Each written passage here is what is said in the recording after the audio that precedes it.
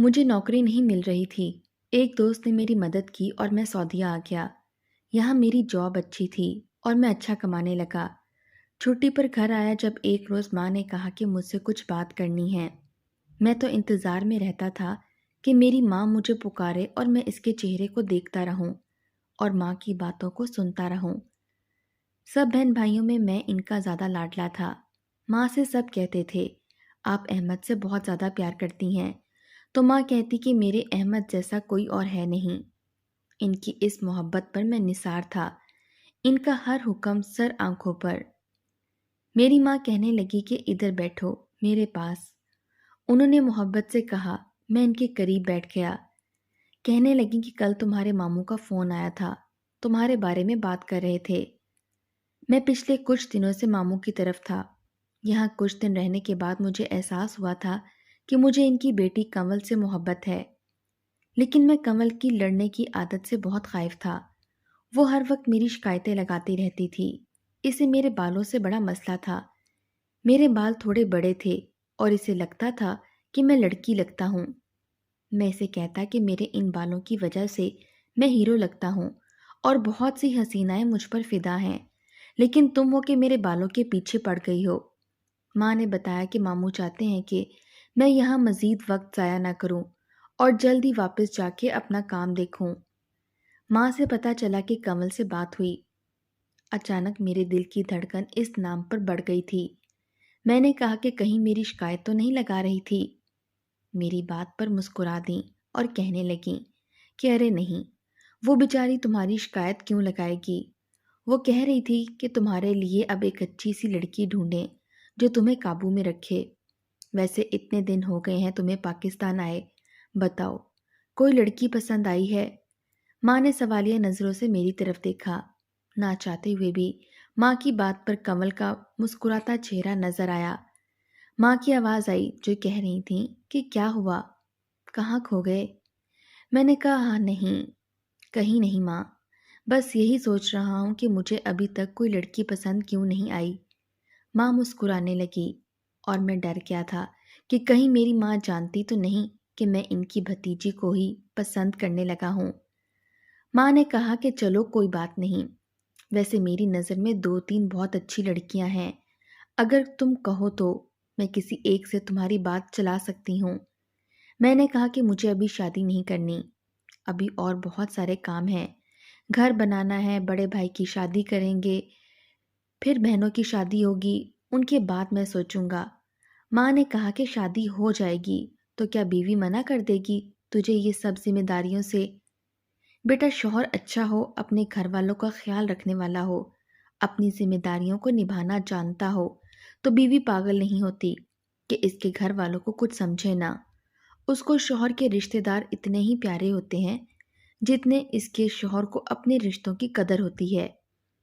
اب بتا، کیوں نہیں کرنی شادی تو نے؟ تمہارے بھائی کی تو سمجھ آتی ہے، اس نے تو فاطمہ کی وجہ سے شادی نہیں کی، لیکن تم کیوں نہیں کر رہے؟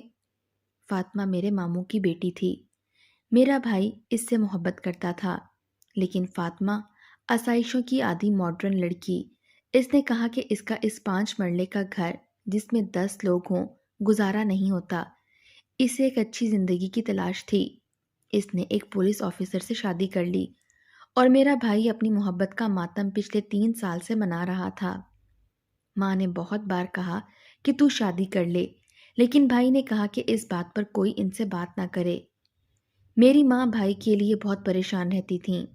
بھائی مذاق میں ماں سے کہتا کہ ابھی آپ کم ہیں پوچھنے کے لیے، کہاں جا رہے ہو، کیسے آ رہے ہو، پھر بیوی آ جائے گی، مجھے نہیں کروانی شادی وادی، میں قید نہیں ہونا چاہتا۔ ماں میری شادی کے پیچھے پڑ گئی تھی اور بضد تھی، کہتی کہ اب میں تمہاری شادی کروا کر ہی رہوں گی۔ میری چھٹی ختم ہونے والی تھی۔ ماموں بار بار کہہ رہے تھے کہ چھٹی اور مت لینا، واپس جاؤ اور کماؤ، یہاں کیوں پڑے ہو؟ لیکن اس بار میں کنول کی وجہ سے جا نہیں رہا تھا۔ جب سے اس سے مل کر آیا تھا لگتا تھا کہ وہ نہ ملی تو کہیں کا نہیں رہوں گا۔ اس کی آنکھیں مجھے سونے نہیں دیتی، اس کی ہنسی مجھے اپنے کانوں میں گونجتی سنائی دیتی۔ آنکھیں کھولتا تو میرے پاس کوئی بھی نہیں ہوتا، لیکن میری ماں اور ماموں کچھ دن سے ایک دوسرے سے ٹھیک سے بات نہیں کر رہے تھے۔ میں چاہتا تھا کہ ان کے بیچ جو غلط فہمی ہے وہ دور ہو جائے۔ میں نے ماں کو سب کچھ بتا دیا۔ کہنے لگی، یہ تو بہت اچھی بات ہے، پھر میں جلدی سے تمہاری شادی کی بات کرتی ہوں تمہارے ماموں سے۔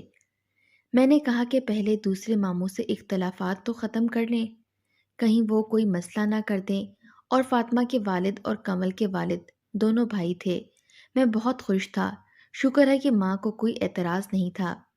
میں نے کہا کہ یہ تو اور بھی اچھی بات ہے کہ ماں جیسے ہی کمل نے ہاں کر دی، ہم فوراً ہی شادی کی تاریخ رکھ دیں گے۔ ماں کے چہرے پر مجھے فکر مندی نظر آئی۔ ایک لمحے کو لگا جیسے وہ کہنے لگیں کہ ہاں دعا کرو، کمل مان جائے۔ انہیں کمل کا بھی ڈر تھا، کہیں وہ انکار ہی نہ کر دے۔ میں نے کہا کہ وہ بھلا کیوں انکار کرے گی، میں بہت محبت کرتا ہوں اس سے۔ اس دن میں نے ماں کی آنکھوں میں دیکھا تھا ایک عجیب سا دکھ تھا جو بولتے ہوئے ان کی آنکھوں سے جھلک رہا تھا۔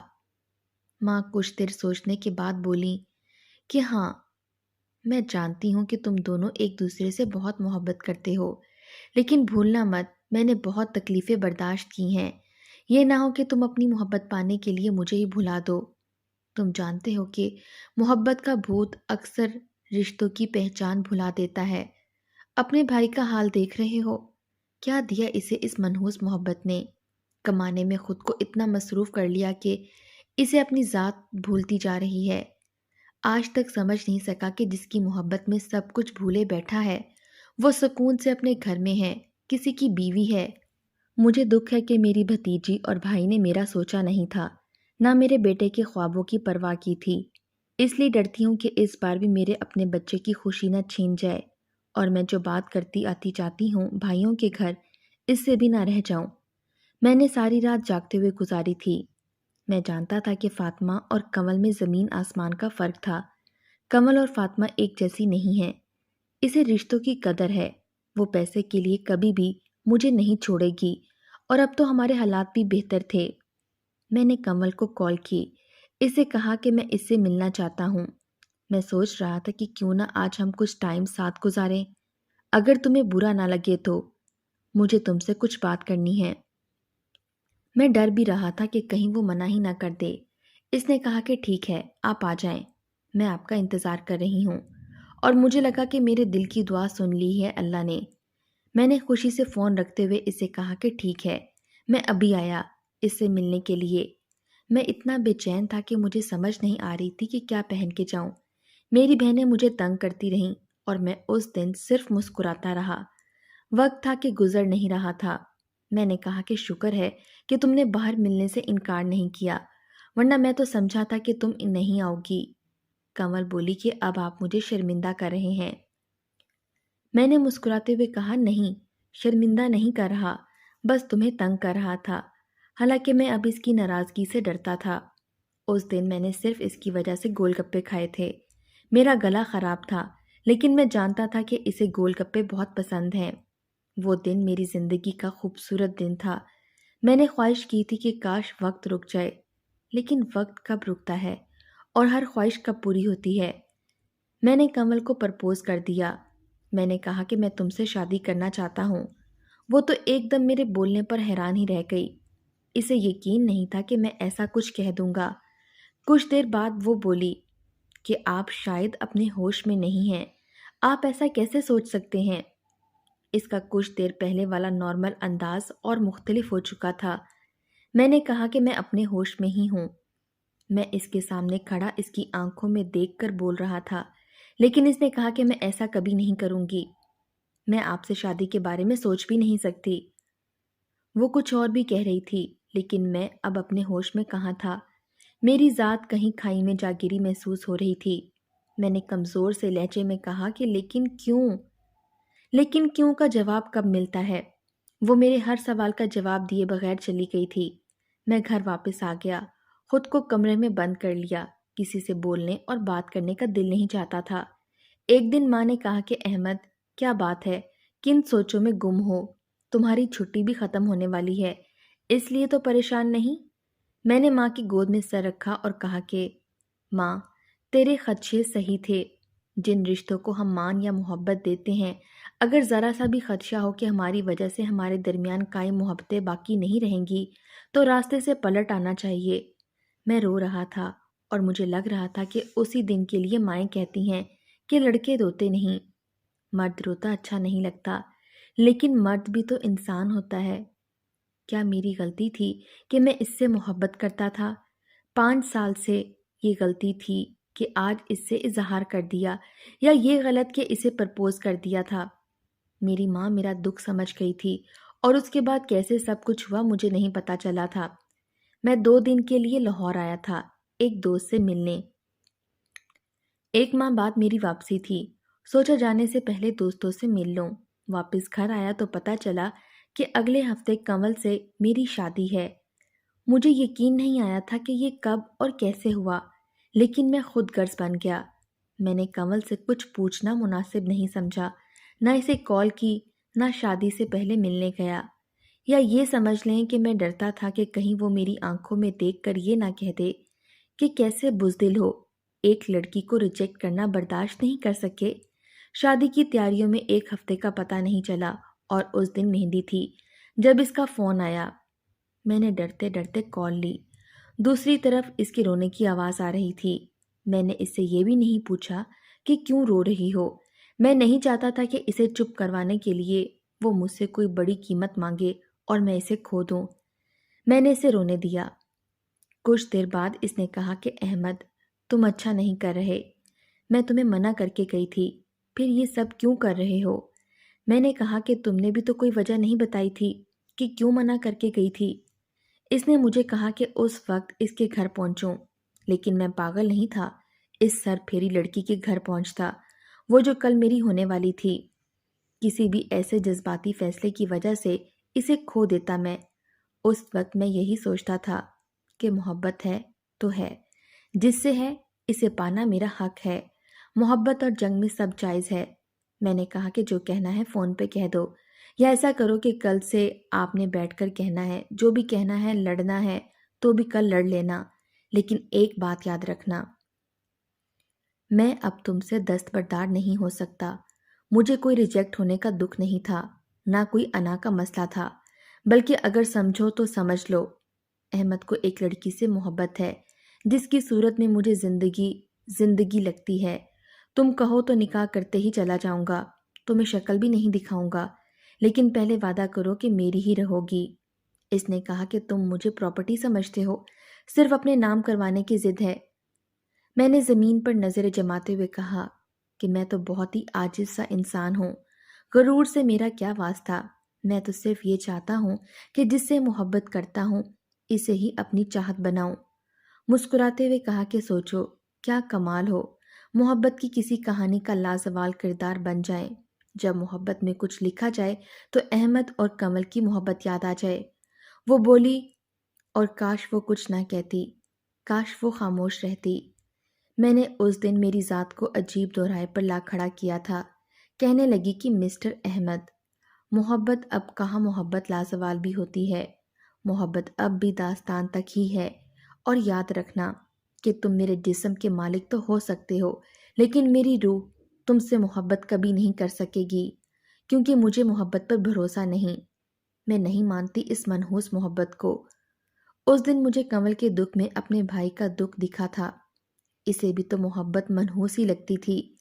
میں ساری رات سو نہیں سکا، بھائی کے پاس چلا گیا، وہ سگریٹ پر سگریٹ پی رہا تھا، میں جو اسے منع کرتا اس دن اس کے ساتھ سگریٹ پی رہا تھا۔ سمجھ نہیں آ رہی تھی کہ یہ فیصلہ کر کے اچھا کر رہا ہوں یا برا، اور پھر میری شادی کنول سے ہو گئی۔ وہ دلہن بنی میرے سامنے تھی، اور میں اس وقت بھی بے یقینی کا شکار تھا کہ میں واقعی میں اتنا خوش قسمت ہوں کہ یہ لڑکی میری ہو چکی ہے۔ وہ اپنے ہاتھوں کی مہندی پر نظر ٹکائے بیٹھی تھی۔ میں نے اس کے ہاتھ اپنے ہاتھ میں لے لیے اور اسے کہا کہ ناراضگی ختم کر لو، میں مانتا ہوں کہ میں خود غرض ہو گیا تھا، لیکن یہ بھی یقین رکھو کہ تمہیں کسی چیز کی کمی نہیں ہوگی، دنیا کی ہر خوشی تمہیں لا کر دے سکتا ہوں۔ اس نے اپنے ہاتھ میرے ہاتھوں سے چھڑا لیے اور کہا کہ اسے کسی چیز کی ضرورت نہیں اور نہ ہی آرزو ہے میں اس کے لیے کچھ کروں۔ میرے جانے کے دن قریب آ رہے تھے، کمل ابھی تک مجھ سے خفا خفا ہی تھی اور میں نے بھی اسے کچھ وقت دینے کا فیصلہ کر لیا۔ میں چاہتا تھا کہ وہ سوچے سمجھے اور پھر فیصلہ کرے کہ وہ غلط ہے۔ ایسے ہی اس رشتے سے بھاگ رہی تھی۔ میری ماں نے کہا کہ انہیں کچھ پیسوں کی ضرورت ہے۔ میری چھوٹی بہن کا رشتہ آیا تھا اور وہ چاہتی تھیں کہ اب میری یہ دونوں بہنوں کو بیاہ دے۔ رشتہ اچھا تھا، ماں نے ہاں کر دی اور اگلے دن میری واپسی تھی۔ میں اپنے کپڑے سوٹ کیس میں رکھ رہا تھا اور جب کنول کمرے میں آئی اور ٹھٹک گئی، میں نے کہا کہ آ جاؤ، دروازے پر کیوں رک گئی ہو؟ میں جا رہا ہوں، خوش رہنا اور میری غلطی کو صرف میری محبت سمجھ کر معاف کر دینا۔ وہ میرے پاس آ کر بولی کہ چھٹی ختم بھی ہو گئی۔ مجھے پہلی بار لگا کہ جیسے وہ میرے دور جانے سے اداس ہو گئی ہے۔ میں نے کہا کہ ہاں، ہو گئی ختم۔ اب تو تم خوش ہو جاؤ، اب کیوں اداس ہو؟ کہنے لگی کہ اچھے دوست کو دور بھیجنے میں اداس ہی ہونا ہے۔ تھوڑے سے برے لگتے ہو، لیکن اب ایسا بھی نہیں ہے کہ جانے پر خوش ہو جاؤں۔ مجھے کوئی ایسی خوش فہمی بھی نہیں کہ تم میرے لیے کوئی روگ لے لو گی۔ اور پھر میں اگلے دن سعودیہ واپس چلا گیا۔ یہاں پر آ کے بھی میں اسے بھول نہیں سکا تھا، لیکن کام کی مصروفیت ایسی رہی کہ بہت دنوں تک بات نہیں ہوتی تھی۔ اس نے بتایا کہ اس کا فون خراب ہو گیا ہے۔ ماں کے نمبر پر اس سے بات ہوتی تھی۔ پتہ نہیں وہ فون ماں کو دے جاتی تھی یا ماں کو مجھ سے بات کرنے کی اتنی خوشی ہوتی تھی کہ اس سے بات ہی کم کرواتی۔ ماں کا فون آیا تھا کہ میری بہن کی شادی کی ڈیٹ فکس ہو گئی تھی اور ساری ذمہ داری مجھ پر تھی۔ بڑے بھائی کی طبیعت ٹھیک نہیں رہتی تھی، وہ کام نہیں کر سکتے تھے۔ میں ہی گھر کا اکیلا کمانے والا تھا، میں ہی پیسے بھیجتا۔ گھر بن گیا تھا، میری بہنوں کی شادیاں ہو گئی تھیں، لیکن مجھے چھٹی نہیں ملی اور میں نے محسوس کیا کہ نہ کنول اور نہ ہی میری ماں کو کسی بات کی فکر تھی کہ میں کیوں نہیں آ رہا۔ ماں کہتی رہی کہ تم بھی آ جاتے۔ میں نے کہا کہ ماں چھٹی نہیں مل رہی، تو ماں کہتی کہ چل صحیح بات ہے، تجھے اپنی ذمہ داریاں یاد تو ہیں۔ کبھی کبھی میں بہت تھک جاتا اور دل چاہتا کہ واپس چلا جاؤں، لیکن قسمت کو کچھ اور ہی منظور تھا۔ کافی دنوں سے گھر بات نہیں ہو رہی تھی، میں بہت بے چین تھا۔ ایک دن ماں نے خبر دی کہ تیری بیوی فوت ہو گئی ہے۔ یہ خبر ایسی تھی کہ میں نہ زندوں میں تھا اور نہ ہی مردوں میں۔ بہت دنوں تک میرے دوست مجھے سنبھالتے رہے، میں جینا بھول گیا تھا۔ گھر سے مجھے واپس آنے کا پوچھتے تھے، لیکن میں اب واپس نہیں آنا چاہتا تھا اور اسی غم میں 15 سال ملک واپس نہیں آیا اور نہ ہی شادی کی۔ لیکن پھر 1 سال آیا تو گھر میں سب بدل گیا۔ چھوٹے بھائی نے بھی شادی کر لی تھی، لیکن اس کی بیوی ہر وقت منہ پر ایک ہرے رنگ کا ماسک لگا کر رکھتی تھی۔ کوئی پوچھتا تو کہتی کہ میرے منہ پر الرجی ہے۔ ایک دن رات کا وقت تھا، میں بھائی کے کمرے سے چارجر لینے گیا تو بھائی گھر پر نہیں تھا اور اسی وقت بھابھی نہا کر نکلیں اور میری نظر اس کی شکل پر پڑی تو میرے اوسان خطا ہو گئے، کیونکہ وہ تو میری مرحومہ بیوی تھی جو مجھے دیکھتے ہی اپنا چہرہ چھپانے کی کوشش کر رہی تھی۔ میرے پیروں نے اپنی جگہ سے ہلنے سے انکار کر دیا تھا۔ میں نے دیوار کا سہارا لیا اور خود کو گرنے سے بچایا۔ وہ بھی اب زمین پر بیٹھ کر رونے لگی تھی۔ میں نے نفرت سے اسے دیکھا جس کے لیے آج تک محبت میں روتا رہا۔ میں تو اس کی جدائی میں زندگی کا ایک حصہ مر کر گزار کر آیا تھا۔ میری آواز کہیں بہت دور سے آئی تھی۔ کیوں کیا تم نے ایسا؟ اتنی نفرت تھی مجھ سے، اتنی بڑی سزا؟ وہ اب ہچکیوں سے رو رہی تھی اور پھر جو اس نے بتایا اسے سن کر میرے پیروں تلے سے زمین نکل گئی۔ اس نے بتایا کہ جب میں نے اسے پرپوز کیا تھا اس سے 1 دن پہلے میری ماں اس کے گھر گئی تھی اور کہا تھا کہ اگر احمد شادی کا کہے تو جواب دے دینا، تمہاری شادی اب ویسے کسی صورت نہیں ہو سکتی۔ میں نے کہا کہ میں احمد سے محبت کرتی ہوں، تو کہنے لگی کہ اسی لیے تو شادی نہیں ہو سکتی۔ میرا بیٹا بھی تم سے محبت کرتا ہے، جو کہ میرا سوتیلا بیٹا ہے، جس کی ماں نے مجھ سے ہر خوشی چھین لی تھی۔ میرے شوہر کو مجھ سے چھین لیا تھا، لیکن اللہ نے میری سن لی اور وہ احمد کو جنم دیتے ہی اس دنیا سے چلی گئی۔ لیکن میرا شوہر جب تک زندہ رہا سب بچوں پر احمد کو ہی ترجیح دیتا رہا، یہاں تک کہ فاطمہ نے احمد کی وجہ سے میرے بڑے بیٹے سے شادی سے انکار کر دیا تھا۔ وہ بھی اس سے ہی شادی کرنا چاہتی تھی۔ اس لڑکی کی وجہ سے میرا بیٹا اس حال کو پہنچا ہے۔ اب اگر اس کی تم سے شادی کر دی تو وہ تمہارا ہو جائے گا۔ میری 2 بیٹیاں ہیں اور 2 بیٹے ہیں۔ بیٹا کام نہیں کرتا اور مجھے بیٹیوں کی ابھی بھی شادی کرنی ہے، تو مجھے احمد کی اور اس کی کمائی کی بہت ضرورت ہے۔ مجھے بھی تمہارے باپ کی طرح بڑا گھر بنانا ہے، تبھی ممکن ہے جب احمد میرے ہاتھ میں رہے۔ میں خاموش ہو گئی۔ میں نے سوچا کہ تمہیں بتا دوں، لیکن پھر سوچا کہ میری وجہ سے تم اپنے ان رشتوں سے دور ہو جاؤ گے۔ لیکن پھر ایک دن وہ اچانک آئی اور کہا کہ اگر شادی نہ ہوئی تو احمد ہاتھ سے نکل جائے گا، اور تمہاری سوتیلی ماں اور میری پھپھو نے کہا ان کی شرط ہے میں ان کے مطابق رہوں گی تو وہ میری تم سے شادی کر دیں گے، اور میں نے صرف تمہارے نام رہنے کے لیے ان کا ساتھ دیا، اور پھر ظلم کی ایک انتہا ٹوٹی جب کہا انہوں نے کہ میں تم سے بات نہیں کروں گی، کیونکہ وہ تمہیں کہہ چکی تھیں کہ میں مر چکی ہوں۔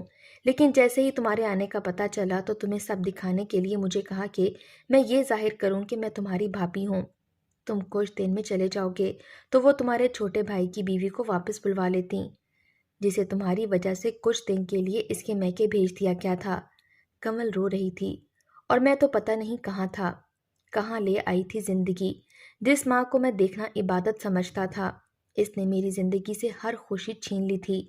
میری عمر کا ایک حصہ مجھے اور میری بیوی کو جدائی دے کر دور بیٹھی تماشا دیکھتی رہیں، اور میرے بہن بھائی پیسے کی لالچ میں سب کچھ بھول گئے تھے۔ پیسہ ہر رشتے سے بڑھ کر تھا ان لوگوں کے لیے۔ میری ماں کو جب پتہ چلا کہ میں سب کچھ جان گیا ہوں تو کہا کہ میری بیوی یہ چاہتی تھی تم سے یہ کہا جائے کہ یہ مر چکی ہے۔ یہ تو خود تیرے بھائی سے محبت کرتی تھی، اس سے تعلقات بھی تھے، اور یہاں میری برداشت ختم ہو چکی تھی۔ میں نے کمل کو ساتھ لیا اور گھر چھوڑ دیا۔ کیا کرتا میں ایسے رشتوں میں، ایسے بے حس رشتوں کا میں کیا کرتا؟ میں نے زندگی سے یہی سیکھا کہ جو آپ کا ہو اسے آپ کا احساس ہوتا ہے۔